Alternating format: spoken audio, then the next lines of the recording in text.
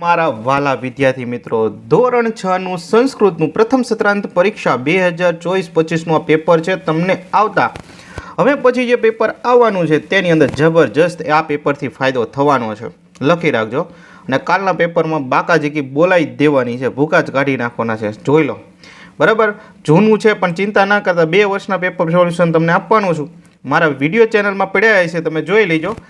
એક તો તમારે 24-25નું કરી નાખવાનું, 23-24નું લગભગ 100% એની અંદરથી પેપર હોવું જોઈએ મારા અંદાજ મુજબ. કારણ કે કેટલાય વર્ષોથી આપણે જોઈએ છીએ ઘણી વખત 60 માર્કનું 70 માર્કનું બેઠું પેપર આવે છે મિત્રો. તો બસ આ પેપર સોલ્યુશન તમારે કરી જ નાખવાનું છે.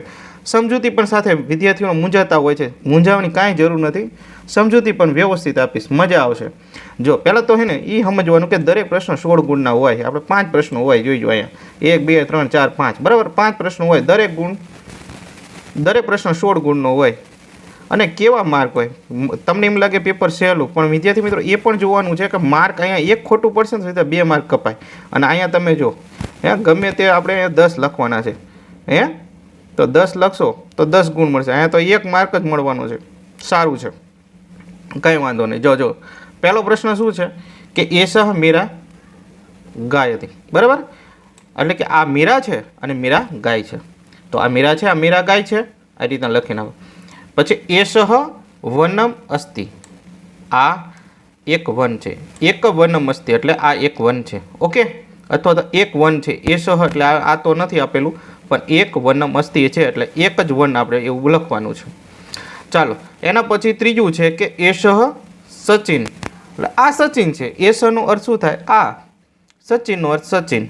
પછી ઘણા વિદ્યાર્થીઓ અસ્થિ લગાવતા હોય છે. આપણે જો અસ્થિ હોય ને તો એનો છે અર્થ થાય, અને ન હોય ને તો આપણે કરી નાખવાનો છે, બરાબર. પણ છે લખી નાખવાનું, કારણ કે વાક્ય અધૂરું સારું ન લાગે. આ સચિન એવું સારું ન લાગે, આ સચિન છે એમ જ સારું લાગે, બરાબર. એટલા માટે ચાલો, એના પછી છે વેદાંત પઠતી, તો વેદાંત વાંચે છે. શું છે? વેદાંત વાંચે છે.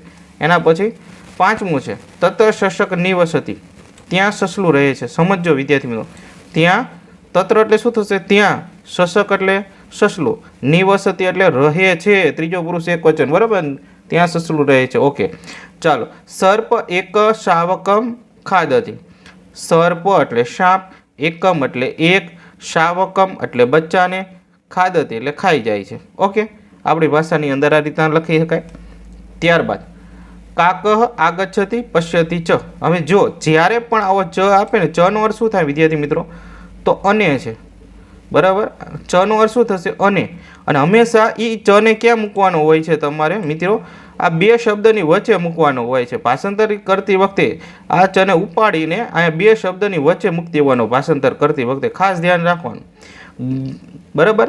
અને સંસ્કૃતમાં હંમેશા 2 શબ્દને વચ્ચે આપણે જે અને બોલીએ ને, એ અહીંયા સંસ્કૃતમાં આપણે છેલ્લે આપેલો હોય. આ એની ભાષા છે. તો કાગડો છે એ આવે છે અને જોવે છે, તો આવે છે અને જોવે છે એની વચ્ચે આવી જવું જોઈએ. ત્યારબાદ સૈનિક કાકસ્ય પુષ્ટે આગચ્છતિ, સૈનિક કાગડાની પાછળ આવે છે. ત્યારબાદ એષા દિવ્યા, આ દિવ્યા છે. ત્યારબાદ બરાબર 10મો છે કે અધ્ય મંગળવાર શરત. અધ્ય એટલે આજે, સ્વ એટલે આવતીકાલે, હવે પછી જે દિવસ આવવાનો છે, બરાબર, ભવિષ્યમાં, એની વાત થાય છે. તો આજે મંગળવાર છે, આવતીકાલે બુધવાર છે. આજે મંગળવાર છે, આવતીકાલે બુધવાર છે. બસ આટલું લખવાનું છે. અને 11મું છે શશક વૃક્ષ સમીપમ ગચ્છતિ. હવે જો આ ગચ્છતિ અને ગચ્છતિમાં ફેર છે. ગચ્છતિ હોય તો જાય છે થાય, અને આ ગચ્છતિ એટલે આવે છે, વિરુદ્ધાર્થી થશે, બરાબર. તો ધ્યાન રાખજો, અહીંયા આવવાની ક્રિયા બનવાની છે. એટલે કે સસલું છે વૃક્ષની પાસે આવે છે. જો સમીપમ એટલે સામે નહીં થાય, શું થશે? પાસે. અહીંયા સામે લખ્યું છે, ખોટું લખેલું છે, પાસે, બરાબર. શું થશે? વૃક્ષની પાસે આવે છે, સામે નહીં. વૃક્ષની સામે હું કામ જવું જોઈએ ભાઈ, ઓકે. ચાલો નેક્સ્ટ. હવે નીચે આપેલી પંક્તિઓનું અનુલેખન કરી ગુજરાતીમાં ભાષાંતર કરવાનું. તો ઘણા વિદ્યાર્થીને અનુલેખન એટલે જ નથી ખબર પડતી. બોલો હાલો, હવે અનુલેખન એટલે શું? એટલે મારા ભાઈ જોઈને લખવાનું છે, કાંઈ કરવાનું નથી. અનુલેખન એટલે એને અનુસરવાનું છે, લેખનને અનુસરવાનું છે, બરાબર. અને જોઈને લખવાનું છે, અનુલેખન કહેવાય. તો ઘણી વખત અનુલેખન વારંવાર આપણે કહેવાથી તોય ભૂલી જાય. અનુલેખન એટલે સિમ્પલ વસ્તુ છે, જોઈને સારા અક્ષરે લખવાનું. જેટલા સારા અક્ષરે લખશો એટલે પૂરે માર્ક આવશે. ત્યારબાદ શું કરવાનું, ગુજરાતીમાં ભાષાંતર પણ સાથે કરવાનું. એટલે આપણે બે કામ કરવાનું, એક લીટીમાં અનુલેખન કરવાનું, બીજી લીટીમાં ભાષાંતર. જેમ કે બરાબર અહીંયા છે અનુલેખન કરવાનું અને નીચે એનું ભાષાંતર. અનુલેખન નીચે ભાષાંતર, અનુલેખન ને ભાષાંતર. ભાષાંતર આપણે જોઈ લઈએ કે તસ્મે ગુરુવે નમ એટલે તેવા ગુરુદેવને નમસ્કાર કર્યું છું. પછી તસ્મે સરદે દેવી, તો અહીંયા લખી નાખો સરસ્વતી બરાબર માતાને નમસ્કાર કરું છું. અને ધવલો દીર્ઘો દંતા એટલે સફેદ ધોળા બે દાંત, દંતસૂળ અથવા તો દાંત. ચાલો ક છે, નીચેના વાક્યનું સંસ્કૃતમાં ભાષાંતર કરો. તો આવતીકાલે ગુરુવાર છે તો શું લખવાનું, સ્વ. આવતીકાલે એટલે સ્વ લખવાનું, વિસર્ગ લખવાનું ભૂલતા નહીં. બરાબર. ગુરુવાસર, સસલું બોલે છે શશક વદતી, અને આ શાહીનો ખડિયો છે તો આનું એશ થશે, શાહીનો ખડિયો એટલે મસીપાત્રમ થશે, અને ખડિયો બરાબર, ખડિયો એટલે મસીપાત્રમ થશે, અને અસ્થિ એટલે છે એટલે અસ્થિ કર્યું. તો આ રીતના તમે લખી શકો. ત્યારબાદ બીજો પ્રશ્ન છે, એ પણ આપણે 8 ગુણનું પૂછવાનો. વિકલ્પ હશે, વિકલ્પની સામે તમારે 4 ઓપ્શન આપવામાં આવી છે અને સામે ચિત્ર પણ હશે. તો એ ચિત્રને જોઈને આપણે વિકલ્પ પસંદ કરવાના છે, એમનામ નથી કરવાના. તો સાવ ઇઝી છે, તમે ચિત્ર તો ઓળખી જાઓ ને કે ભાઈ આને ગાડો કહેવાય, પણ ગાડાને સંસ્કૃતમાં શું કહેવાય એ તો ખબર પડવી જોઈએ ને. ખેડૂતના દીકરા હોય તોય અત્યારે ન ખબર પડે કેમ કે અત્યારે ગાડાની જગ્યાએ ટ્રેક્ટર આવી જાય, સમજ્યા ને. ગાડાની જગ્યાએ ટ્રેક્ટર આવી જાય એટલે ગાડા જ ન ઓળખતા કે ભાઈ આ શું હોય છે, આપણને કોને ખબર, આ ક્યાં કોણે જોયું છે, એવું થાય વિદ્યાર્થી.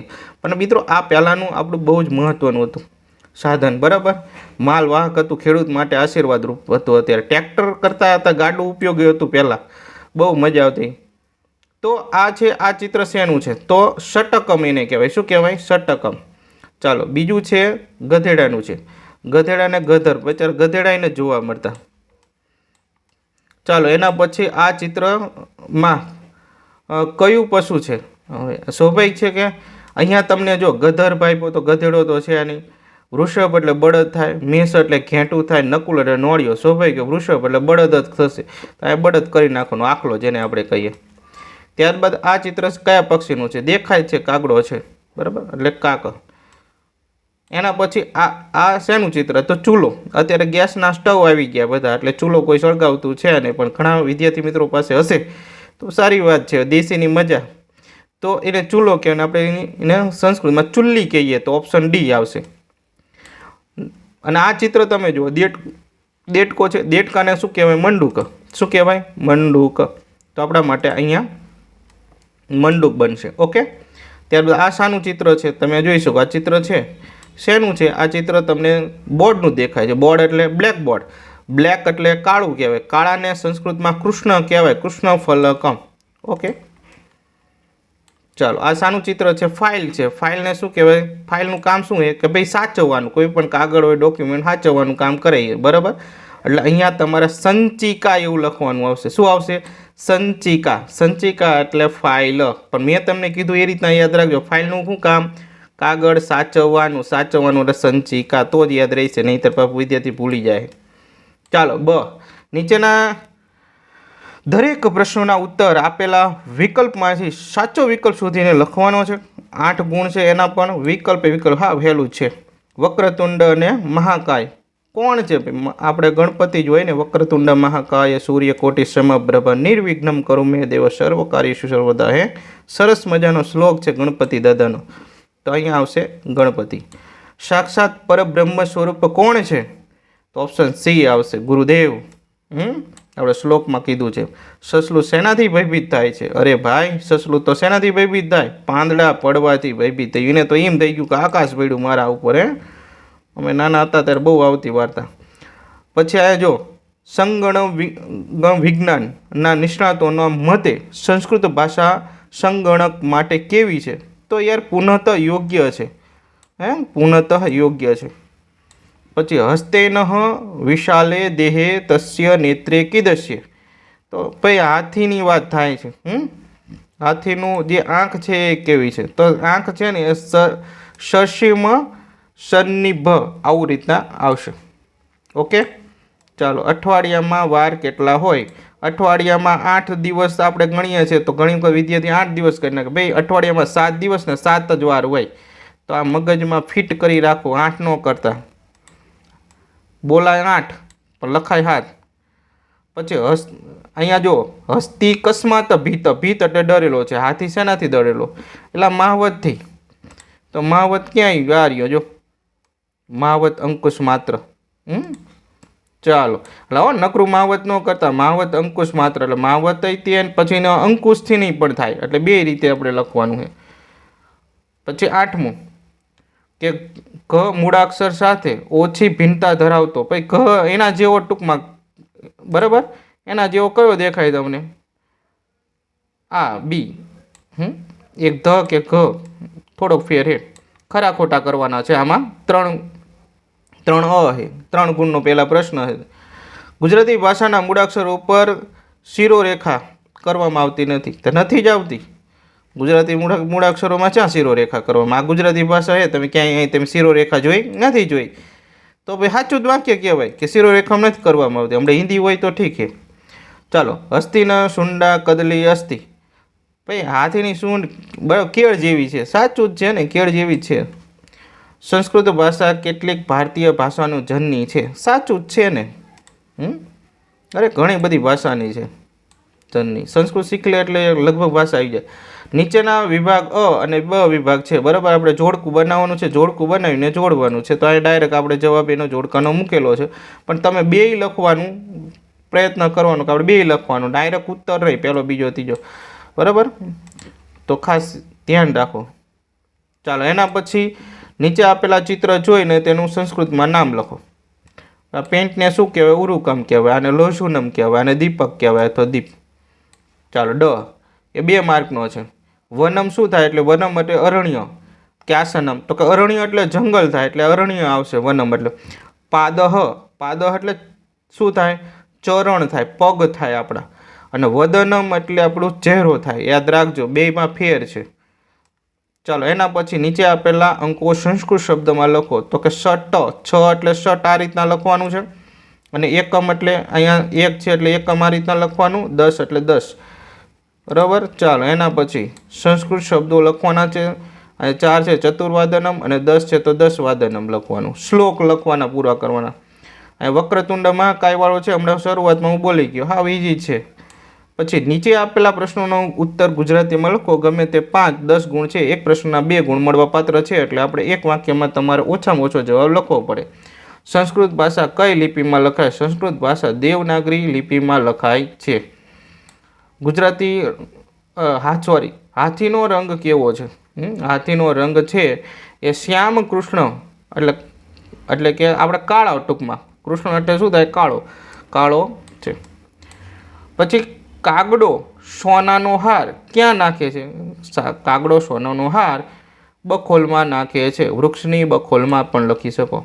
ચોથું, કરોડો સૂર્ય સમાન તેજવાળા દેવ કયા છે? તો કરોડો સૂર્ય સમાન તેજવાળા દેવ ગણપતિ છે. 5મું, ગુજરાતી ભાષાની લિપિ કઈ લિપિમાં આવે છે? તો આ રીતના તમારે લખવાનું કે ગુજરાતી ભાષાની લિપિ, બરાબર, એ યાદ રાખજો કઈ લિપિમાં આવે છે? તો કે નાગરી લિપિમાં આવે છે. યાદ રાખવાનું. શું છે લિપિ? દેવનાગરીની નાગરી લિપિમાં આવે છે. ચાલો, 6થું છે અંકુશ માત્ર ભીત હસ્તી માં. અંકુશ એટલે શું? તો અંકુશ માત્ર ભીત એટલે કે અંકુશ એટલે કે હાથીના, બરાબર, હાંકવાનું એક સાધન છે, બરાબર. તેને આપણે ટૂંકમાં એને અંકુશ રાખવા માટેનું એનું સાધન છે, એને આપણે અંકુશ કહીએ છીએ. પછી સૂચના પ્રમાણે ઉત્તર લખવાના છે. 2 ગુણ છે, બરાબર. તો નીચેના અ છે અકારાંત પુલ્લિંગ. તો અકારાંત પુલ્લિંગ એટલે વિસર્ગ ગોતી જ લેવાનો. ફટસેનો વિસર્ગ ક્યાં છે? બાકાજી કે બોલાવી દેવાની. હાલો વિસર્ગ, હાલો ફટાફટ, બરાબર. પછી ઈ કારાંત, તો આપણે ઈ એટલે તમને ખબર, બારકડી તો આવડે. ત્યાંમાં ઈ ક્યાં જોવાનો? છેલ્લે જોવાનો, છેલ્લે. આ તો કે નદીમાં ઈ છે. જો અહીંયા મ છે, અહીંયા કહ છે, આમાં કા છે, તો ઈ ક્યાં આવ્યું? આમાં. હા, આવી રીતના ગોતી લેવાનું. હા, બીજી છે, રોકડા માર્ક આવે એવું છે. પ્રશ્ન 5 અ પહોંચી ગયા. બોલો હવે આમાં તમે 3 કલાક તમારે લખવાનું પેપર. ભૂકા જ કાઢી નાખો ને પછી શાંતિથી સારા અક્ષરે લખો, મોજથી. પાઠને આધારે યોગ્ય શબ્દ વડે ખાલી જગ્યા પૂરવાની છે. જોરદાર, બરાબર. ગુરુ સાક્ષાત પરબ્રહ્મ લખો. અહમ વિદ્યારંભ કરિષ્યામી. સિંહ, બરાબર, હસતી આવશે. પછી કપિલ કુંદ ક્ષિપતિ આવશે. હંસ સરોવર પ્રતિ ગચ્છતિ, આમાં સરોવર શબ્દ આવશે. હંસ સરોવર તરફ ચાલે છે અને કોકિલ શું આવશે? આમ્ર વૃક્ષે કુંજતી, આમ્ર વૃક્ષે આવશે. ચાલો બ છે, એમાં તમારે અંક અને શબ્દ ગણી લખવાના છે. 1 2 3 4 5 6 અને છગડો કરવાનો અને શર્ટ લખવાનું. અહીં અંદર તમે ગણી અને લખી નાખવાનું કે અહીંયા કેટલા થયા, તો કે ભાઈ આ 5 થયા તો 5 લખવાનું, પંચ લખવાનું. અને અહીંયા શું થયા? 9 થયા તો કાંઈ 9 આ રીતના લખવાનું અને 9 લખવાનું. સંધિ કરવાની છે, તો ગુરુ બ્રહ્મ છે અને ગુરુ વિષ્ણુ છે, બરાબર. આવી રીતના ગુરુ બ્રહ્મ, તો યાદ રાખજો બંનેમાં વિસર્ગ ફરજિયાત લગાડવાનો થાય છે. ડ છે, માં કોટી એટલે કરોડ થશે, કારણ ન થાય. ત્યારબાદ શું કરવાનું છે? તો કે શયનમ, શયનમ સૂવે છે કે શાંત રહે છે? તો કે સૂવે છે. પછી ભવ એટલે જન્મ થવું, જન્મ થાય કે થાવો થાય? તો થાવો થાય. કદલી એટલે શું થાય? કદલી એટલે કેળ થાય કે કમલીની થાય? તો કે કેળ જ થાય કદલી એટલે. પછી ભાંડ, ભાંડ એટલે ઘડો થાય કે ઘડી થાય? બરાબર, તો કે ઘડો થાય. હાથીના શરીર ની વાત છે. ચાલો અહીંયા પેપર આખે પૂરું થઈ જાય. કે પેપરનું સોલ્યુશનની બહુ મજા આવી હશે. મેં ઝડપી, કારણ કે વિડીયો નહીં તો લાંબો બની જાય, બરાબર. આમાં કંઈ તમારા કોઈ પ્રશ્ન હોય તો પછી મને કહેજો, બરાબર. લગભગ તો મજા આવી હશે તમને બધાને પેપર સોલ્યુશન. તો બસ આવી જ પેપર સોલ્યુશન તમે જોવા માટે આપણી ચેનલ આઈએમપી એજ્યુકેશનને બસ સબસ્ક્રાઈબ કરી નાખો ફટાફટ, એટલે વિડીયો તમને જ્યારે પણ અપલોડ કરો એટલે મળતા રહે.